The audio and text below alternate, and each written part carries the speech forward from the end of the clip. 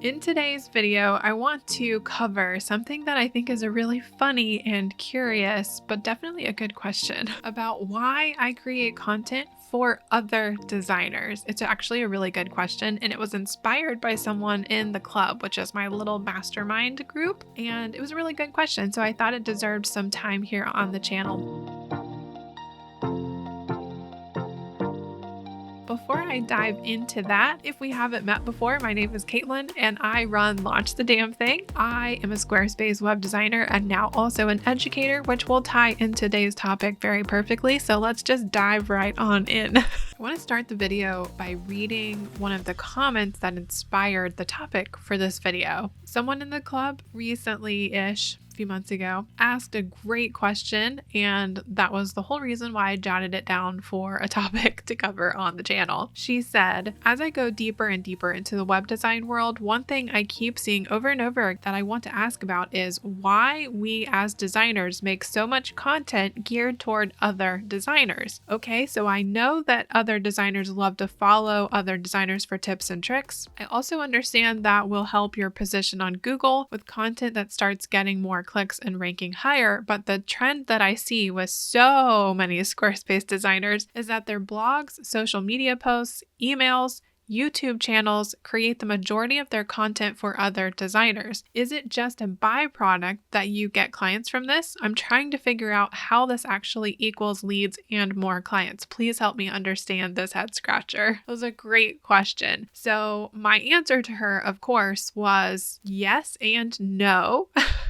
It's not actually what she assumed. So let's dive in and break this down because that's exactly what I'm doing. And I'm super interested that she noticed that this was a trend. So first of all, I think that it's wrong to assume that we are actually only targeting other designers in our content. For example, this YouTube channel is not just targeting other people that want to do or be in the situation that I'm in to do the kind of work that I'm doing. It's also helping other content creators, right? It's not just designers, it's any content creator that is creating content. The purpose of this is to segment your audience into two separate buckets. For me specifically, that's what it ended up doing kind of by accident, to be perfectly honest. I did not do this on purpose. It just kind of happened and I was happy with it. So let me explain. For DIYers in general, they're searching Google to solve a specific problem, right? So if you create content that answers one of those questions, they're going to naturally be able to find you. Not all of them, of course. It takes time to build up this rank with Google, but your goal of the post is to give them a quick win. So they can answer the question, they can DIY, they can solve it. This process over time is creating know, like, and trust with that audience. And they're going to come back to you for more answers to more questions. Eventually, that could mean that you could sell them a low ticket offer, such as a low ticket membership or a template or something like that. And after a while, they may also come to you for low ticket services. Like if they need something done and they don't want to do it themselves, maybe that's a VIP day instead of jumping straight into a project. Over time, at the same time, while these people are finding you on Google to solve their problems, at the same time, Google is understanding that these people, that pool of people that are looking for DIY solutions, are finding value in your content. They're staying on your pages for a longer period of time. More people are clicking on you versus somebody else. And eventually that increases your rank on Google. So they're going to show you to more people and the cycle repeats, right? So that's one bucket. That is the DIY bucket of people. At the same time, because you are naturally teaching in that environment, you're also going to accidentally attract, whether you try to or not, the beginner version of you, right? Because you are teaching other people a skill that they are looking to learn themselves. This is a different reason that they want to learn. DIY people are doing it out of sheer necessity. Maybe they can't afford to pay for the service provider yet, but the people who want to learn it are learning it because they want to offer the service. Totally different reason, but they're looking for the same material ultimately. So if you produce the material, you're going to end up attracting both people. So what has actually happened is a small percentage of the total audience becomes the DIY people, and eventually maybe maybe they decide that the DIY path is too hard. They're trying to do something that they're just genuinely not very good at. That is something that several of my clients have told me. I have tried the DIY route. I hate it. I don't love it. I can't get it to look the way that I want. And so they end up coming back to me because maybe they learned something from my blog. They know that I provide that service. They already trust me because I've helped them solve problems on their own. And now they're ready to pay me just to do it for them. So that ends up bringing me a client just kind of by accident. The other part of that is that if you have your systems set up, so if you have a freebie, for example, that works great for a DIY audience, that could also potentially dump them into a funnel that could lead them towards some sort of paid product or service that you offer that might be the next step in the process. So for example, let's say you have a freebie that is really geared toward bringing clients. It's really good at bringing you potential leads and clients. If they sign up for that freebie and then you send them an automated email like a week later that says like, how's that going? Did it work for you? If it didn't, book a call. Maybe the call cost, $100 or something, and we'll walk through it together. They're paying for your time. So potentially that DIY person who got free content could turn into a client anywhere from a low ticket offer to a templated product or even a low ticket service or a high ticket service. It totally depends on where they are in their business journey. And you just don't really know who you're going to attract unless you are really strategic about the type of content that you produce. So let's talk about the content schedule. If you're consistent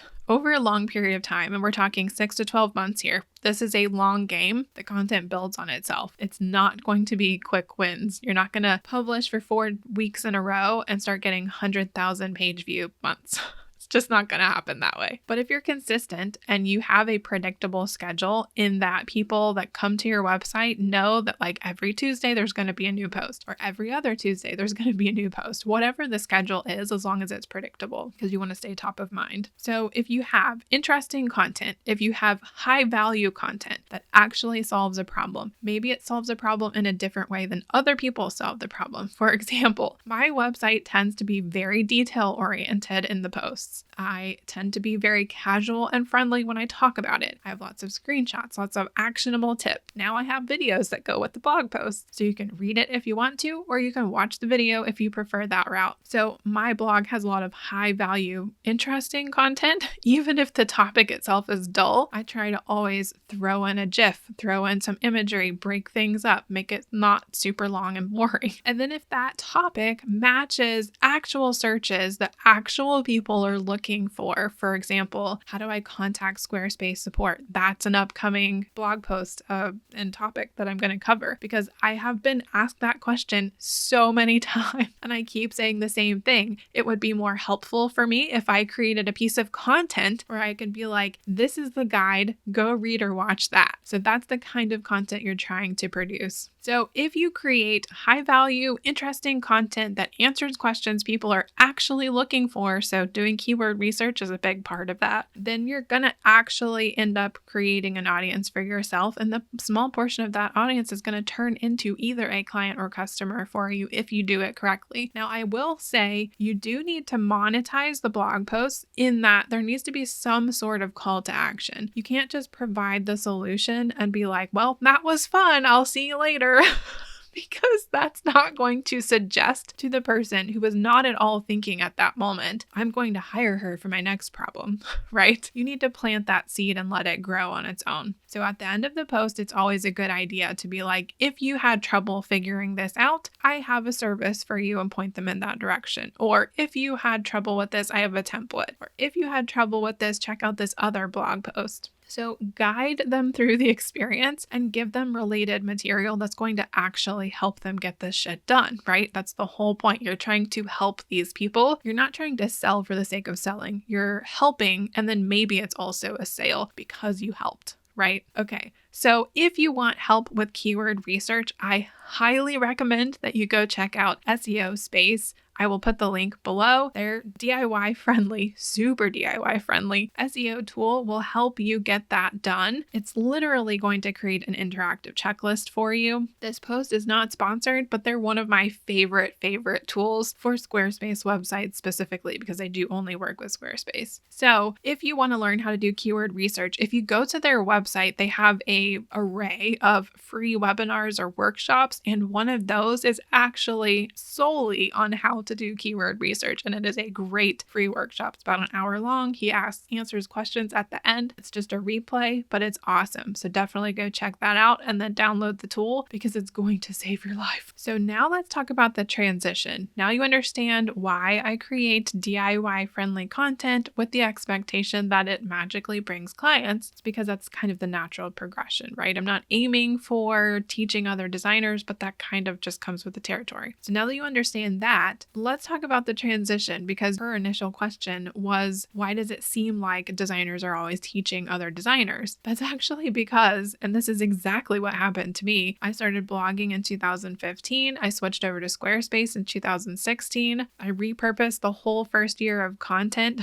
So all of my oldest blog posts are now from 2017 after I rewrote the awful ones that I wrote in 2015 and 2016 and republished them in 2017 with better copy. But those are some of my oldest posts. So I've had blogs that are still functioning, still being looked at, clicked on, read through from as far as like, how many years ago is that now? Like 5 or 6 years, 8 years ago? Oh my God, dating my business here. So what happens over that time is basically I start attracting enough of an audience. I like to teach. That's genuinely something that I like to do. And because I seem to be pretty good at it, I'm attracting more people that want to learn from me. And over time, I've just realized this is something that I want to expand in my business. I want to pivot a little bit and start taking on more of an education role because I enjoy it. So I'm already kind of accidentally attracting other designers because they want to learn from me the things that I perfected, so to speak, the processes that I use that I've gotten really good at, I've nailed down. I'm ready to share that now because I've been practicing those things for years and they're shareable, they're templatable at this point. And so if I am able to help other designers that are the first like 2 or 3 years in their business, then I would love to do that, right? Because that just basically saves them a whole lot of legwork, headaches, struggles, strife, all of the things. So that's kind of where the transition happens. You do it for long enough and you're helping the DIY people, you're bringing in content, you're bringing in an audience, you're bringing in DIY people, potentially also clients. And then eventually you're also at the same time helping other people that are like you, that want to do what you do, but they're just at the very beginning stage and you're a few steps ahead. And so at this point, because I enjoy it, I have added that to my business. So that's how that actually happens. So I hope that's been helpful for you to kind of get an understanding of how the content creation process actually brings you clients, whether they're DIY people or business owners that have no intention of DIYing anything at all. No time, no desire, none of the things. And so that kind of covers both ends of the spectrum, the low ticket offers and the high ticket offers. So I hope that's helpful. If you had an aha moment while you were listening to this, please leave a comment below and let me know what was like, what really triggered that oh, I get it moment for you. I'm always curious to know. If you're curious about my creative process, definitely go check out this video next, where I literally walk you through my whole content creation process, from organizing my ideas, tracking them through the statuses, the various statuses, how I publish them, what softwares I use, all of the things. So definitely go check out that video if you're curious what this actually looks like, now that you understand why I create the content, and now you can understand how I create the content and what that schedule actually looks like for a solopreneur. That's all I have for you in this video. I will see you in the next one. Bye!